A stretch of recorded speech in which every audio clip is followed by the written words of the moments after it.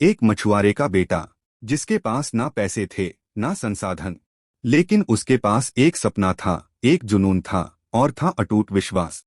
उसी सपने ने उसे बना दिया मिसाइल मैन ऑफ इंडिया और फिर भारत का राष्ट्रपति। ये कहानी है डॉक्टर एपीजे अब्दुल कलाम की। एक ऐसी कहानी जो हर उस इंसान को प्रेरणा देती है जो हालातों से हार मान चुका है। साल था 1931। जगह रामेश्वरम, तमिलनाडु का एक छोटा सा गांव। वहीं जन्म लिया अबुल पकीर जैनुलाब्दीन अब्दुल कलाम ने। एक गरीब मछुआरे के घर जन्मे कलाम के पास ना चांदी के चम्मच थे, ना आलीशान बिस्तर, लेकिन उनके अंदर था जिंदगी को बेहतर बनाने का जज्बा। कलाम के पिता एक नाविक थे। घर का खर्च मुश्किल से चलता था। बचपन में कलाम अखबार बांटते थे ताकि पढ़ाई का खर्च निकाल सकें। सोचिए, सुबह 4 बजे उठकर नमाज पढ़ते, फिर अखबार बांटते, फिर स्कूल जाते। थकते जरूर थे, लेकिन रुकते नहीं थे, क्योंकि उन्हें पता था सपने पूरे करने हैं। रामेश्वरम से स्कूल की पढ़ाई पूरी की, फिर तिरुचिरापल्ली के सेंट जोसेफ कॉलेज से फिजिक्स में ग्रेजुएशन किया। लेकिन कलाम सिर्फ पढ़ाई नहीं करते थे, वो हर चीज को गहराई से समझते थे। उन्हें मशीनों से, विज्ञान से, अंतरिक्ष से खास लगाव था। जब उनके दोस्तों को खेलों में मजा आता था, कलाम किताबों में डूबे रहते थे। उनकी लाइब्रेरी सबसे अच्छा दोस्त थी। वो हमेशा कहते थे, अगर आप सूरज की तरह चमकना चाहते हैं तो पहले सूरज की तरह जलना सीखिए। इसलिए वो हर दिन जलते थे, मेहनत की आग में।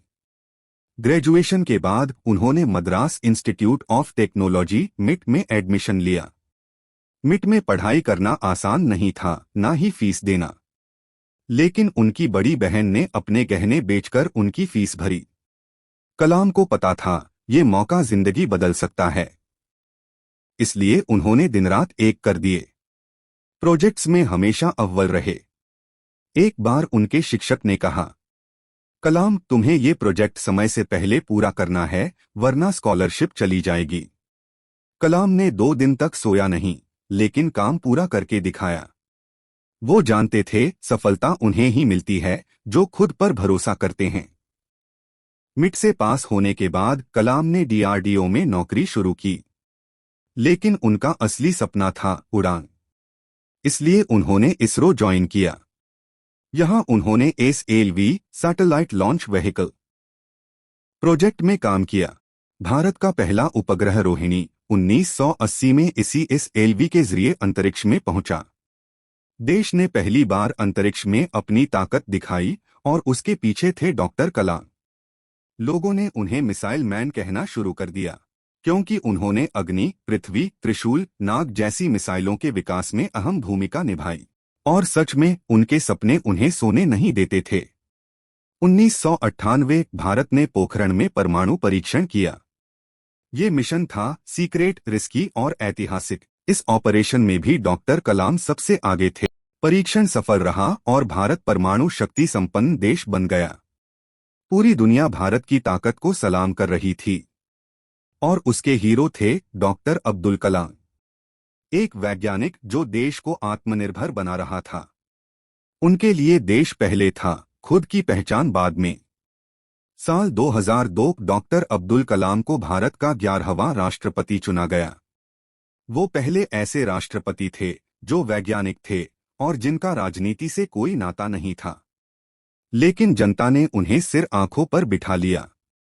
बच्चों के बीच वो इतने लोकप्रिय थे कि लोग उन्हें पीपल्स प्रेसिडेंट कहने लगे। राष्ट्रपति रहते हुए उन्होंने कभी वीआईपी कल्चर को नहीं अपनाया। सरल जीवन, उच्च विचार, यही उनकी असली पहचान थी।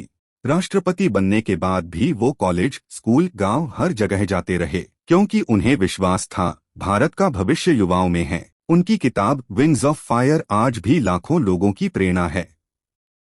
हर लाइन में एक आग है। 27 जुलाई 2015 डॉक्टर कलाम आईआईएम शिलांग में लेक्चर दे रहे थे।